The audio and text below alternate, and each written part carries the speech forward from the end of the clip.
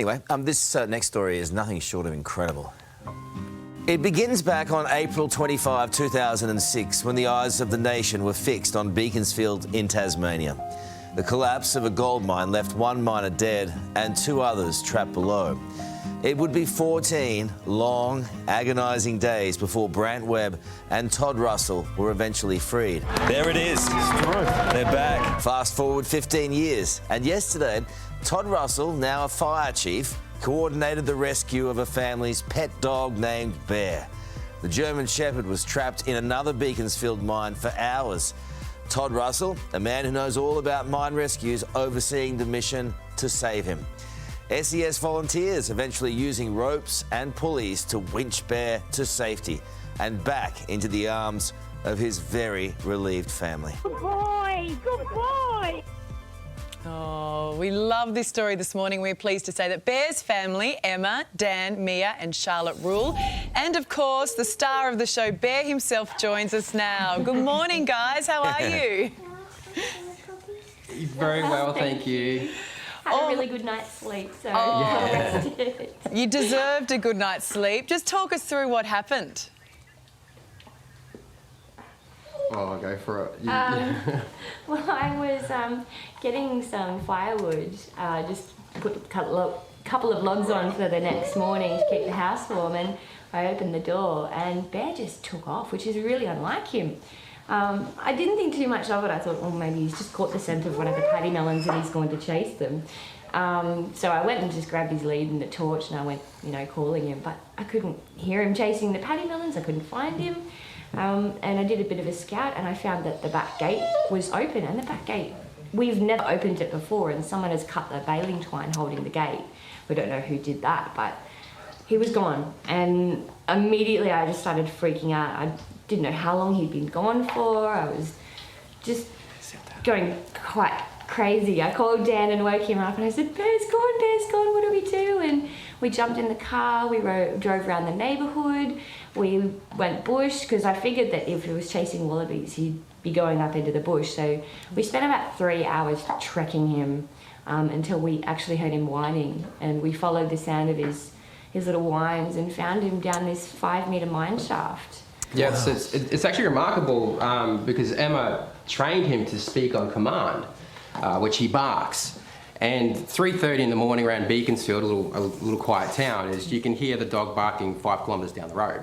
So we're sort of up on the forestry bit to the left of the property, and Emma says speak, and in the faint distance you heard a dog whining, and Emma's just trekked straight up to the top of the ridge. Wow. I'm thinking, oh my golly gosh, I'll back around through the walk trail. And then she called me and said, I've found Bear. And I said, oh, okay, where is he? And she goes, he's down a hole, I can't get to him, but I think he's okay. So I've double backed around, gone up where she was, and I'm faced with this blackberry bush, ferns, really thick scrub. I got through all of that scrub. Yeah, and I said, where do I go? How do you get through it? And Emma says, just go through it. I'm thinking, she's an amputee, I'm an able-bodied person. Really? I'm thinking, okay, so I just go straight through it, getting hit in the head with trees and branches and falling over broken trees. And when I came across them, I was definitely relieved, that's for sure. But when I seen Bear down the hole, speaking the way he is right now, well, it was lucky. I said to Emma, I could get down there. Yeah.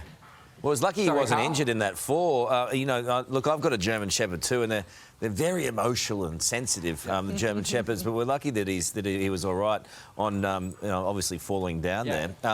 When Todd Russell, it appeared that Todd Russell, because having spent 2 weeks in Beaconsfield back in the day when it all happened, Todd Russell, you'd know how much of a local legend he is. How did you feel when you saw him? Yeah, absolutely. We spoke to him on the phone. Yeah, we spoke to him on the phone. He coordinated the whole rescue mission, and we didn't even know that it was him beforehand, and he was just so amazing. And I sent him a message to thank him, and then he called and we had a chat, and he said, it's 15 years to the day since I came out of the mine. And we went, wow, it's you, like, you're a legend, thank you so much. We could not believe it. It's just so uncanny, 15 years to the day that he came out from underground that he It's amazing coordinated the coincidence. rescue for Bear to come out from the miner. We just couldn't believe, you couldn't make this stuff up. No, exactly. We're sure glad you could be with us today and share that story. It's a great story, a wonderful outcome. And just before we go, can you give us a scale of 1 to 10 on how happy your eldest daughter is to be up this early? Yeah. 0. Probably negative, I think.